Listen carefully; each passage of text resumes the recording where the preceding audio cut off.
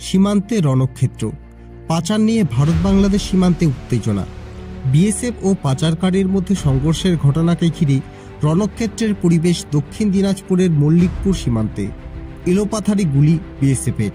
ঘটনায় গুলিবিদ্ধ এক বাংলাদেশি পাচারকারী। পাচারকারীদের ধারালো অস্ত্রের আঘাতে গুরুতর জখম হয়েছেন কর্তব্যরত বিএসএফ জওয়ানও।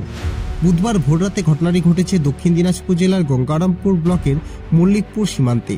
ঘটনার পর আহতদের উদ্ধার করে নিয়ে আসা হয় গঙ্গারামপুর সুপার স্পেশালিটি হাসপাতালে।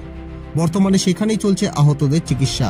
জানা গিয়েছে, গুলিবিদ্ধ ওই বাংলাদেশি পাচারকারীর নাম মোহাম্মদ আলাউদ্দিন, বয়স 32, বাড়ি বাংলাদেশে, এবং আহত বিএসএফ জওয়ানের নাম ওরফেজ কুমার, বয়স 27, বাড়ি বীরভূম জেলার রামপুরহাট এলাকায়। আহত 91 বিএসএফ ব্যাটালিয়নের ওই জওয়ান ওই দিন মল্লিকপুর বিওপিতে কর্তব্যরত অবস্থায় ছিলেন।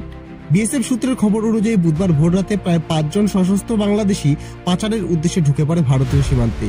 সেই সময় কর্তব্যরত 91 বিএসএফ ব্যাটালিয়নের ওই জওয়ান দুষ্কৃতীদের বাধা দিতে গেলে দুষ্কৃতীরা অতর্কিত হামলা চালায় ওই বিএসএফ জওয়ানের উপর। শুধু তাই নয়, বিএসএফ জওয়ানের রাইফেল ছিনিয়ে নেওয়ারও চেষ্টা করা হয়। এরপরই আত্মরক্ষার্থে পাচারকারীদের উদ্দেশ্যে এলোপাথারি গুলি চালায় ওই বিএসএফ জওয়ান। ঘটনায় মোহাম্মদ আলাউদ্দিন নামে এক বাংলাদেশি পাচারকারী গুলিবিদ্ধ হলেও বাকিরা ঘটনাস্থল থেকে পালাতে সক্ষম হয়। এই খবর প্রকাশ্যে আসতেই ব্যাপক শোরগোল পড়ে যায় সীমান্তবর্তী এলাকায়। আহতদের উদ্ধার করে নিয়ে আসা হয় গঙ্গারামপুর সুপার স্পেশালিটি হাসপাতালে। এদিকে ঘটনার খবর পেয়ে এলাকায় পৌঁছে পুরো বিষয়টি খতিয়ে দেখে তদন্তে নেমেছে গঙ্গারামপুর থানার পুলিশ।